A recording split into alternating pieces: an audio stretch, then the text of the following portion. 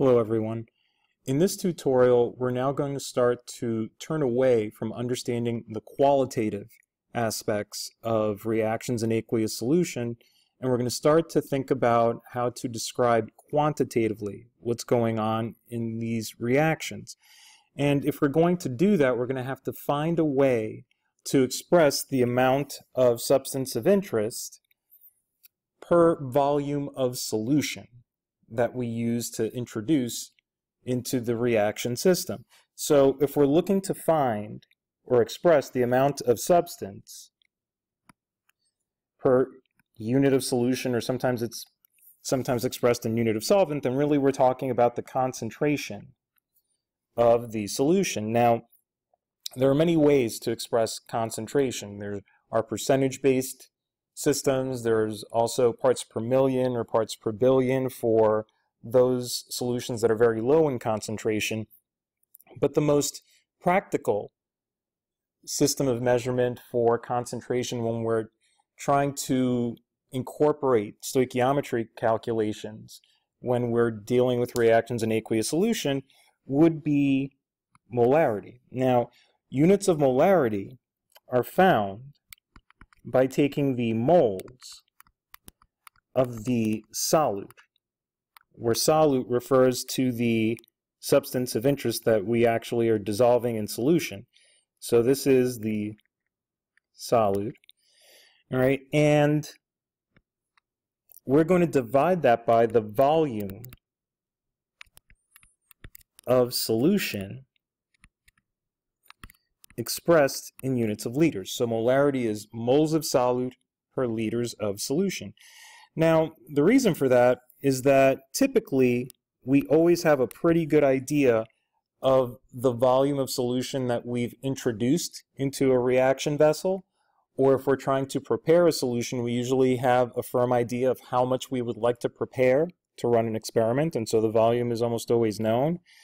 And then when it comes down to understanding the amount of solute, well, it's very easy to convert back and forth between moles to grams, and subsequently from grams to moles when necessary, using what we learned in the previous chapter related to molar masses and stoichiometry. Now, this is also particularly important when we're actually trying to prepare a solution. Normally, when we're preparing a solution, we have some idea of how much we would like to prepare in terms of volume, and then it comes down to measuring out how many grams of the solute I need to actually dissolve to create the solution. Now, we're going to do a lab later on, towards the end of the chapter, where you will make your own solutions and analyze them. And basically, the process by which you prepare a solution is somewhat straightforward. Basically, you would take your measured amount, or your desired amount of your solute, you would mass it out on a balance. Once you have it massed out and recorded, then you would go and you would introduce it into a volumetric flask. Then you would dissolve that solute with an initial amount of water, as shown in step 2 here. And once you have the solute dissolved, then you would complete the preparation of the solution by bringing up the water to a mark that's present on the stem of the volumetric flask, which would then mark off where you would finish the preparation of the solution. Then you would stopper the flask and mix it to create a homogeneous solution. But the step in which you actually calculate out how much solute you need, that's a calculation that you would have to carry out. So let's demonstrate how you would actually carry out that calculation. So, for example, suppose that I would like to create 200 milliliters, or I'd like to prepare 200 milliliters of a 2.5 molar solution of potassium carbonate. Well, again, this is a problem that I feel is best handled using dimensional analysis. So we can start off by writing out that we have, or would like to have, 200 milliliters of solution. Now keep in mind the units of molarity are moles per liter. So that means eventually I'm going to have to convert these milliliters to liters anyway, so I might as well take care of that right now. So that would be 1,000 milliliters for every 1 liter. So I've converted these 200 milliliters to liters. Now, notice that molarity is a ratio, and any ratio can be used as a conversion factor in dimensional analysis. So if my liters are in the numerator of my setup so far, then that means if I'm going to use molarity as a conversion factor, then I need units of liters in the denominator. And the molarity is telling me that for every liter of solution, I have 2.5 moles of the potassium carbonate. Okay, now remember, if I'm going to measure this out on a balance, then I'm going to need that amount of potassium carbonate converted to grams.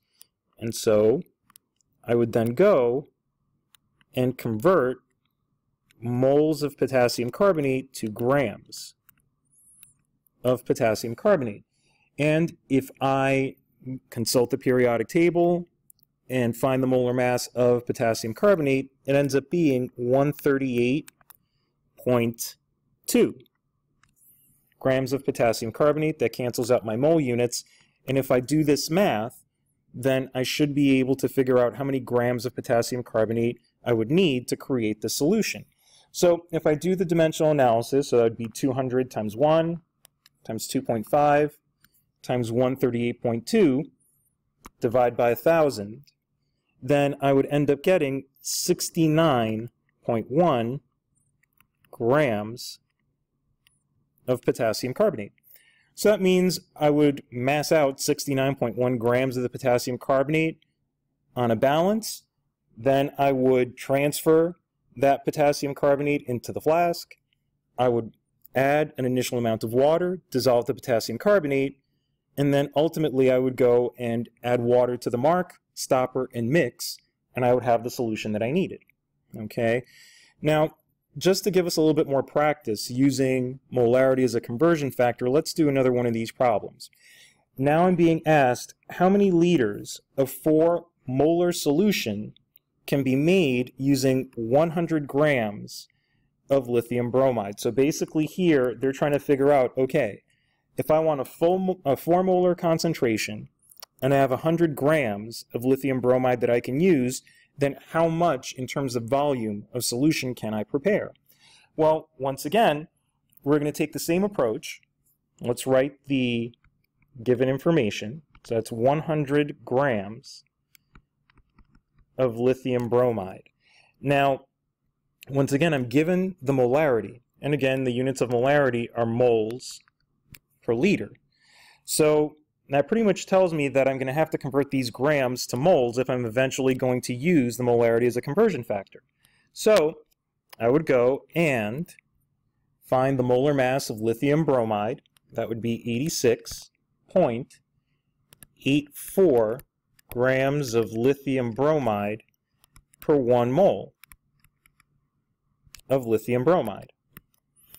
I can now use my molarity, because if I have moles in the numerator of my setup so far, then I need moles of lithium bromide in my denominator. And if I'm using the molarity as the conversion factor, that would be per liter of solution. I know that my molarity is 4 moles per liter of solution. And if I check my setup, now I'm already in the units that I'm being asked to arrive at when I actually do this math.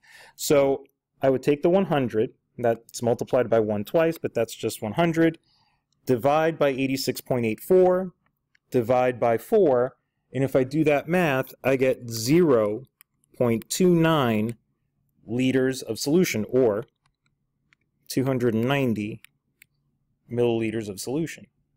Now, the other thing to keep in mind is sometimes when we prepare solutions, it's not always practical to do it from a dry reagent.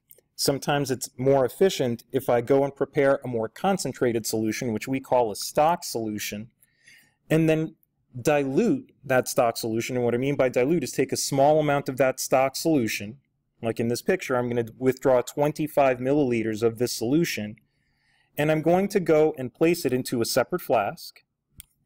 And then if I add water to it, that should drop the concentration of the solution in this flask. And so once I do that and bring the flask up to the mark, or bring the water up to the mark, I should say, on that second flask that's going to contain my diluted solution, and shake, I should have a homogeneous solution that's of a lower concentration than I started with. But obviously the key step here is figuring out what volume of solution should I withdraw from the stock in order to carry out the dilution. Well, that's something else that we're going to have to calculate. And so basically when we do calculations, you have to keep in mind that the volume of the solution might change and the molarity is going to change when we dilute, but the moles of solute actually do not change. Now, if you recall, basically molarity is moles divided by volume. If the moles are going to stay consistent, and I want to express the moles quantitatively, then I would have to solve for moles in this formula, right? If I do that, the molarity times the volume, that represents my number of moles. And if I have a set of initial conditions, where I have a certain molarity and a certain number of volumes, which equals the number of moles, then that has to equal the product of the molarity and the volume of my diluted solution, because this would represent the number of moles after dilution. And again, we're making this assumption that the moles of solute do not change during the dilution process. So that gives us a formula that we can use to do dilution calculations. The molarity under initial conditions times the volume of the initial conditions has to equal the product of the molarity after dilution times the volume after dilution. So let's do let's do one example of these in the tutorial here, and then you guys will get a chance to do additional examples in class tomorrow. They want to know how many milliliters, so that's a volume, of a 2.5 molar sodium hydroxide solution are needed to prepare 525 milliliters, so there's a second volume, of a 0.15 molar sodium hydroxide solution. So there's my molarity after dilution. This given molarity at the beginning of the problem is my initial molarity.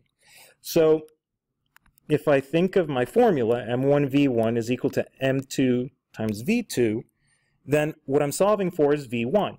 So V1 is M2 times V2 divided by M1.